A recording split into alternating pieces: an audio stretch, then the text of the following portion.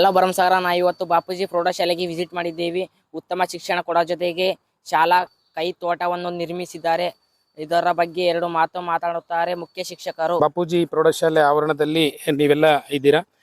ಇಲ್ಲಿ ನೋಡ್ಬೋದು ಸುಂದರವಾಗಿರ್ತಕ್ಕಂಥ ಒಂದು ಪರಿಸರ ಪ್ರಜ್ಞೆಯನ್ನು ಬೆಳೆಸುವಂಥ ಹಲವಾರು ಔಷಧೀಯ ಸಸ್ಯಗಳ ಜೊತೆಗೆ ಅನೇಕ ಹಣ್ಣಿನ ಸಸ್ಯಗಳು ಮತ್ತಿರ್ಗ ಔಷಧೀಯ ಗುಣಗಳನ್ನು ನೋಡ್ಕೊಂಡಿರ್ತಕ್ಕಂತಹ ಸಸ್ಯಗಳು, ಸೊಪ್ಪು, ತರಕಾರಿ, ಇನ್ನಿತರೆ ಅನೇಕ ಶಾಲಾ ಕೈತೋಟದಲ್ಲಿ ಬೆಳೆಯುವಂಥ ಕೆಲಸವನ್ನು ನಾವು ಇಲ್ಲಿ ಮಾಡ್ಕೊಂಡಿದ್ವಿ.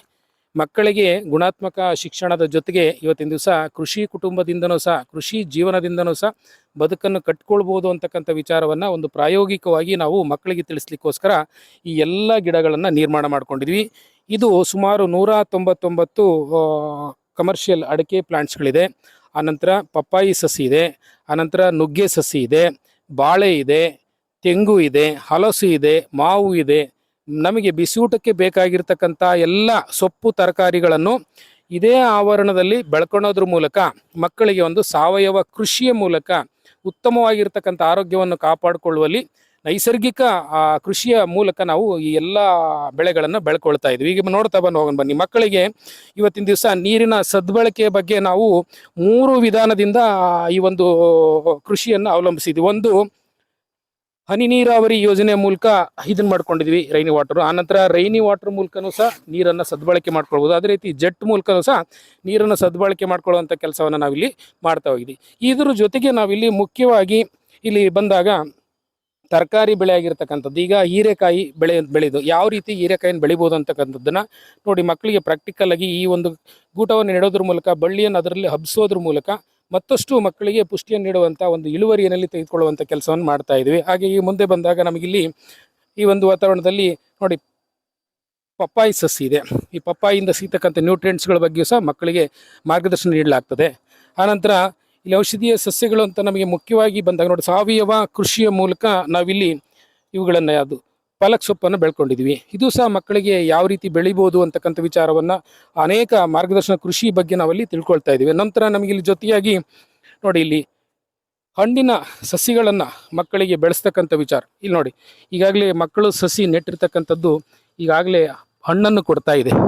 ಇವು ಮಕ್ಕಳಿಗೆ ಒಂದು ಪೂರಕವಾಗಿರ್ತಕ್ಕಂಥ ಮಾರ್ಗದರ್ಶನವನ್ನು ನೀಡುವಂಥ ಕೆಲಸವನ್ನು ಇಲ್ಲಿ ಮಾಡ್ತಾ ಇದ್ದೀವಿ. ಜೊತೆಗೆ ನಮಗೆ ನೋಡಿ ಕೊತ್ತಂಬರಿ, ಇದನ್ನು ನಾವು ಮಾರ್ಕೆಟಲ್ಲಿ ತರ್ತೀವಿ, ಆದರೆ ಮಕ್ಕಳು ಸ್ವತಃ ಅವ್ರ ಬೀಜವನ್ನು ಚೆಲ್ಲೋದ್ರ ಮೂಲಕ ಪ್ರಾಕ್ಟಿಕಲ್ಲಾಗಿ ಆ ಕೊತ್ತಂಬರಿಯನ್ನು ಹೇಗೆ ಬೆಳಿಬೋದು ಅಂತಕ್ಕಂಥ ವಿಚಾರವನ್ನು ಸಹ ನಾವು ಇಲ್ಲಿ ಪ್ರಾಕ್ಟಿಕಲ್ಲಾಗಿ ತಿಳ್ಸ್ಕೊಂಡಿದ್ವಿ. ಹಾಗೆ ಇಲ್ಲಿ ಕ್ಯಾರೆಟ್ ಇದೆ, ಇವನ್ನು ಯಾವ ರೀತಿ ಬೆಳಿಬೋದು ಅಂತಕ್ಕಂಥ ವಿಚಾರವನ್ನಿದೆ. ಇಲ್ಲಿ ಮೂಲಂಗಿ ಇದೆ,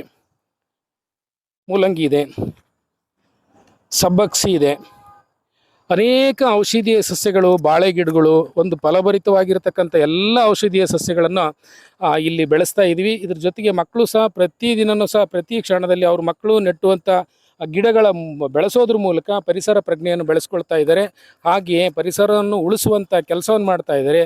ಜೊತೆಗೆ ನಾವಿಲ್ಲಿ ಮುಖ್ಯವಾಗಿ ಮಾಡ್ತಕ್ಕಂಥದ್ದು ಕೆಲಸ ಏನಂದರೆ ಸಾವಯವ ಕೃಷಿ ಪದ್ಧತಿಯನ್ನು ಇಂಟ್ರೊಡ್ಯೂಸ್ ಮಾಡಿದ್ವಿ. ಅದು ತುಂಬ ಚೆನ್ನಾಗಿ ಇಂಪ್ಲಿಮೆಂಟ್ ಆಗಿದೆ. ನಾವು ಯಾವುದೇ ಒಂದು ಪೆಸ್ಟಿಸೈಡ್ ಬಳಸದೇನೆ ಈ ಬಿಸಿಯೂಟಕ್ಕೆ ಬೇಕಾಗ್ತಕ್ಕಂಥ ಎಲ್ಲ ತರಕಾರಿಗಳನ್ನು, ಹಣ್ಣುಗಳನ್ನು ಮತ್ತು ಬಾಳೆ ಇವುಗಳನ್ನು ನಾವು ಬಳಸೋದ್ರಿಂದ ಮಕ್ಕಳಿಗೆ ಆರೋಗ್ಯದ ಬಗ್ಗೆ ಹೆಚ್ಚಿನ ಗಮನವನ್ನು ಕೊಡೋದ್ರಲ್ಲಿ ಹೆಚ್ಚಿನ ಮಹತ್ವವನ್ನು ವಹಿಸಿದ್ವಿ. ಗುಣಾತ್ಮಕದ ಶಿಕ್ಷಣದ ಜೊತೆಗೆ ಈ ಕೃಷಿಯೂ ಸಹ ರೈತನ ಬೆನ್ನೆಲುಬು ಆಗಿರೋದ್ರಿಂದ ಮಕ್ಕಳಿಗೆ ಪ್ರೌಢಶಾಲಾ ಹಂತದಲ್ಲೇ ಸಹ ಈ ಒಂದು ಕೃಷಿಯ ಬಗ್ಗೆ ಉತ್ತೇಜನ ನೀಡುವಂಥ ಕೆಲಸವನ್ನು ಈ ಶಾಲಾ ಕೈತೋಟದಲ್ಲಿ ನಾವು ಮಾಡ್ತಾ ಇದ್ದೀವಿ. ಇನ್ನು ಮುಂದುವರೆದಾಗಿ ಇನ್ನು ಪ್ರತಿ ವರ್ಷವೂ ಸಹ ಇಂಥ ಒಂದು ಹೊಸ ಯೋಜನೆಗಳ ಮೂಲಕ ಮಕ್ಕಳಿಗೆ ಕೃಷಿಯನ್ನು ಎನ್ರಿಚ್ ಮಾಡ್ತಕ್ಕಂಥ ಕೆಲಸವನ್ನು ಮಾಡ್ತೀವಿ. ನೋಡಿ ಈ ಸುಂದರವಾಗಿರ್ತಕ್ಕಂಥ ವಾತಾವರಣ ನೋಡಿದರೆ ಪ್ರಕೃತಿಯ ಮಡಿಲಲ್ಲಿ ಸ್ವರ್ಗವನ್ನು ನೋಡಿದಂಥ ಒಂದು ಸ್ಥಿತಿಯನ್ನು ನಾವು ಅನುಭವಿಸ್ತೀವಿ. ಈಗ ನಾವು ನಾಣ್ಣುಡಿ ಅಂತ ಹೇಳಬೇಕಾದ್ರೆ ಮಗುವಿಗೆ ತಾಯಿ ಹಾಲು, ಭೂಮಿಗೆ ಗಿಡಮರ ಸಾಲು ಅನ್ನೋ ರೀತಿಯಲ್ಲಿ ನಾವೆಲ್ಲವೂ ಸಹ ಪ್ರಕೃತಿಗೆ ಸಸಿಯನ್ನು ಕಾಂಟ್ರಿಬ್ಯೂಷನ್ ಮಾಡೋದ್ರ ಮೂಲಕ ಒಂದು ಪರಿಸರವನ್ನು ಬೆಳೆಸಿದರೆ ಅನೇಕ ಕಾಲಕ್ಕೆ ಅನುಗುಣವಾಗಿ ಮಳೆ ಆಗ್ತಕ್ಕಂಥ ಹೆಚ್ಚು ಸಾಧ್ಯತೆಗಳಿರ್ತವೆ. ಹಾಗಾಗಿ ಕಾಡುಗಳನ್ನು ನಾಶ ಮಾಡ್ತಾ ಬರ್ತಾ ಇದ್ದಾರೆ. ಹಾಗಾಗಿ ಪ್ರೌಢಶಾಲಾ ಹಂತದಲ್ಲೇ ಸಹ ಮಕ್ಕಳಿಗೆ ಪರಿಸರವನ್ನು ಪ್ರೀತಿಸುವಂಥ ಸಸಿಗಳನ್ನು ನೆಡುವಂಥ ಯೋಜನೆಗಳನ್ನು ನಾವು ಜಾರಿಗೆ ತಂದಿವಿ. ನೋಡಿ ಮಕ್ಕಳಿಗೆ ಪ್ರತಿ ಅವರ ಹುಟ್ಟಿದ ಹಬ್ಬದ ದಿನದ ಒಂದು ಪ್ರತಿಯೊಬ್ಬರಿಗೂ ಸಹ ಯಾರು ಅವತ್ತು ಹುಟ್ಟಿದ ಹಬ್ಬ ಆಚರಿಸ್ತಾರೋ ಅವರಿಗೆ ಒಂದು ಗಿಡವನ್ನು ಕೊಡೋದ್ರ ಮೂಲಕ ಅದನ್ನು ಇಲ್ಲಿ ನೆಡೆಸಿ ಅವ್ರಿಗೆ ಒಂದು ಫೋಟೋ ತೆಗೆಯೋದ್ರ ಮೂಲಕ ಒಂದು ಅರ್ಥಪೂರ್ಣವಾಗಿರ್ತಕ್ಕಂಥ ಜನ್ಮದಿನ ಆಚರಣೆಯನ್ನು ಮಾಡ್ತೀವಿ. ಈಗ ಇನ್ನೂ ಅನೇಕ ಕಾರ್ಯಕ್ರಮಗಳನ್ನು ಇಲ್ಲೆಲ್ಲ ನಮ್ಮ ಶಾಲಾ ಆವರಣದಲ್ಲಿ ಮಾಡ್ತಾ ಇದ್ದೀವಿ. ಇದಕ್ಕೆ ಪೂರಕವಾಗಿ ಎಲ್ಲ ಶಾಲೆಗಳಲ್ಲಿ ಸಹ ಇಂಥ ಕಾರ್ಯಕ್ರಮಗಳನ್ನು ಮಾಡಿಕೊಂಡ್ರೆ ಪರಿಸರ ಬೆಳೆಸಿದಂಥ ಒಂದು ಪುಣ್ಯ ನಮಗೆ ಸಿಗ್ತದೆ ಅಂತಕ್ಕಂಥ ವಿಚಾರವನ್ನು ನಮ್ಮಲ್ಲಿ ತಿಳಿಸ್ತೀನಿ.